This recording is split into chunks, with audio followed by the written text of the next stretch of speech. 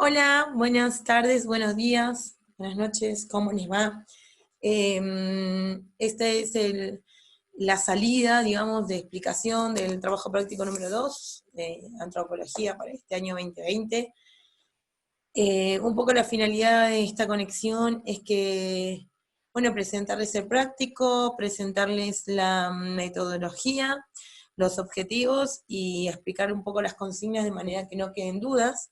Yo les cuento que esta salida está en diferido, este video lo grabé con anticipación, porque en este momento estoy en una salida de campo en Costa del Lepá,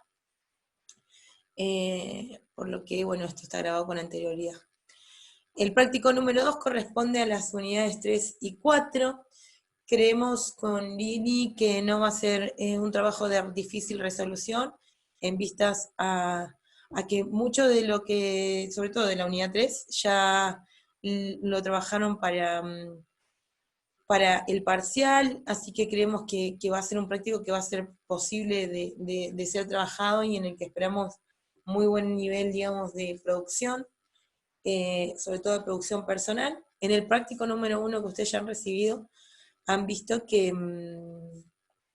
eh, bueno, he visto que aquellas preguntas que eran de producción más personal en relación al análisis del video alcanzaron un muy buen nivel analítico, por lo que confiamos plenamente en la capacidad esa de análisis y de complejidad, en la mirada compleja que pretendemos ir desarrollando a lo largo de esta cursada. El práctico número 2 tiene por título la antropología y alteridad. La relación nosotros, otros o nosotros, ¿no? El pensar acerca de un otro y los inicios de la disciplina antropológica, que un poco la unidad 3 corresponde al cómo se ha construido esta mirada sobre un otro diverso y lejano, y la unidad 4, bueno, sí tiene como conceptos o como contenidos importantes el inicio de la antropología como una disciplina autónoma y el inicio de la antropología, digamos, con el despliegue de sus distintas corrientes que le fueron dando contenido epistemológico y metodológico. Los objetivos son del TP, ¿no? Analizar las consecuencias del etnocentrismo en la percepción y explicación de la alteridad cultural, problematizar la centralidad del colonialismo como proceso histórico que va a asignar el inicio de esta construcción de la otredad y también el inicio de la disciplina antropológica como una disciplina científica.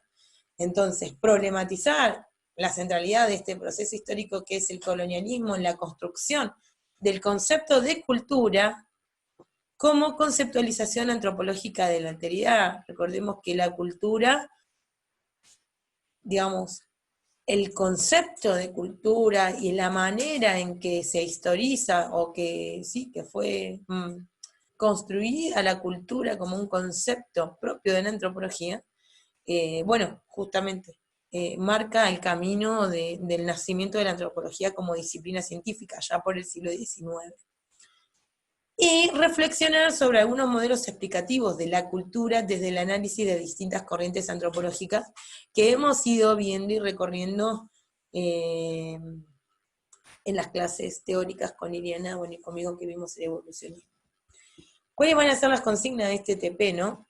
Van a ser 5 consignas de desarrollo y una de participación en el taller en el taller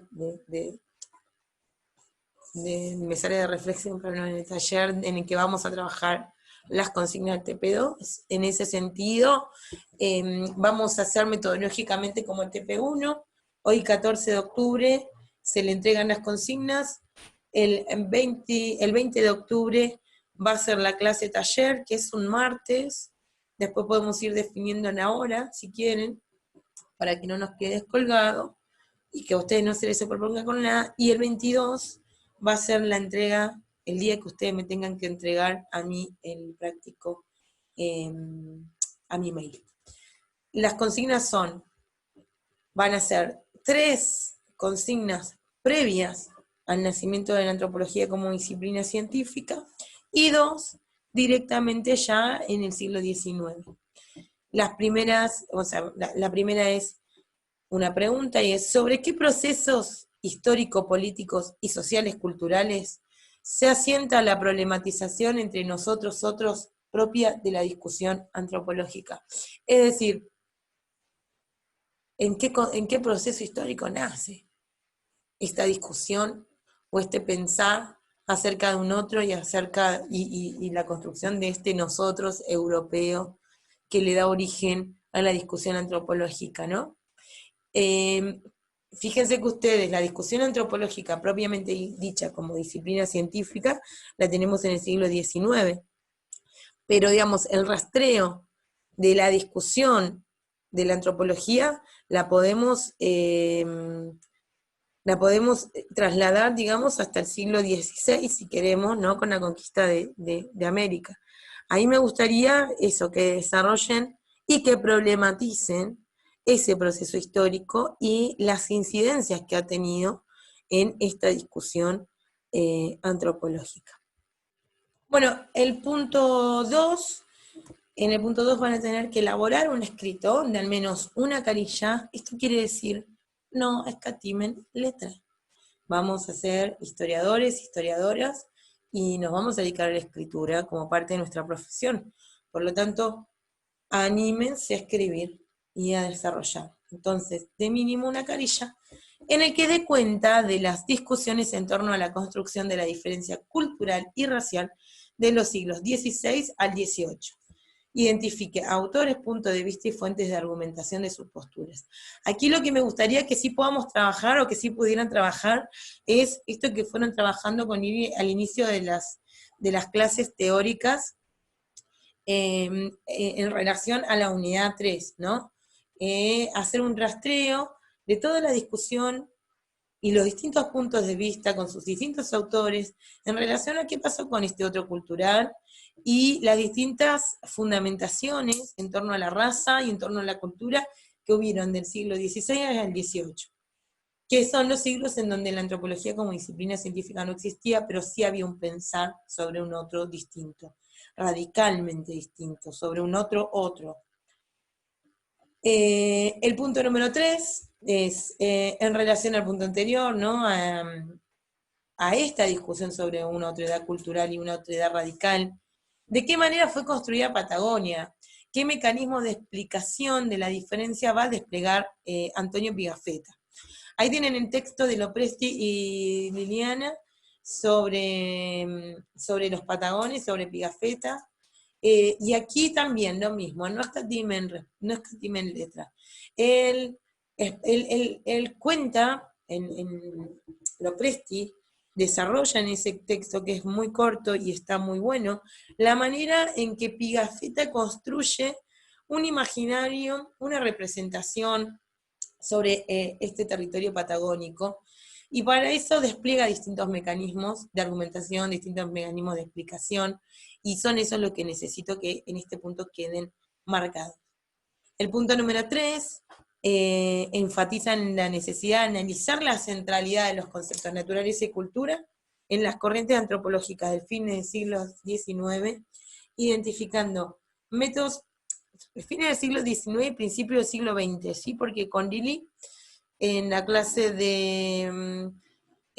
o sea, tuvimos evolucionismo conmigo, tuvieron el difusionismo de Boas, lo vieron con Lili, lo mismo que el funcionalismo de Malinowski, y conmigo han trabajado, digamos, con Lili han trabajado estructuralismo de Lévi-Strauss, son esas corrientes antropológicas que me gustaría que puedan analizar cómo se ha tratado, cómo han abordado y cómo han explicado los conceptos de naturaleza y cultura. Entonces, para el evolucionismo, para el difusionismo, para el funcionalismo y para el estructuralismo, ¿sí? Ahí lo voy a agregar. Lo voy a agregar en este mismo momento. A fines del siglo XIX y principios del siglo XX. Identificando, como les dije, corriente teórica o corriente antropológica, método de análisis y de investigación, y objetivos de cada una de ellas. El punto número 5 es, ¿cuáles fueron los sujetos de estudio a lo largo del desarrollo de la antropología como disciplina científica? Y para responder este punto, a mí lo que me interesa es que agarren el texto de Bobín, Rosato y Arribas, constructores de otra edad, identifiquen los 3 momentos en el desarrollo de la disciplina científica que se desplegó, digamos, que desplegaron los antropólogos y las antropólogas, pero más los antropólogos, porque son los que, digamos, tuvieron la palabra hasta hace muy poquito, los varones, que puedan identificar estos 3 momentos y que puedan pensar cómo, digamos, cuál fue el sujeto de estudio de cada momento, ¿sí?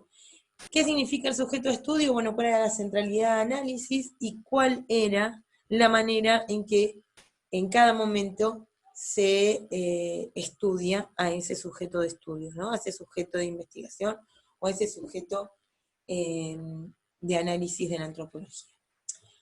Y bueno, el punto número 6 es la participación con el 80% del práctico avanzado en la clase del 20, ¿sí?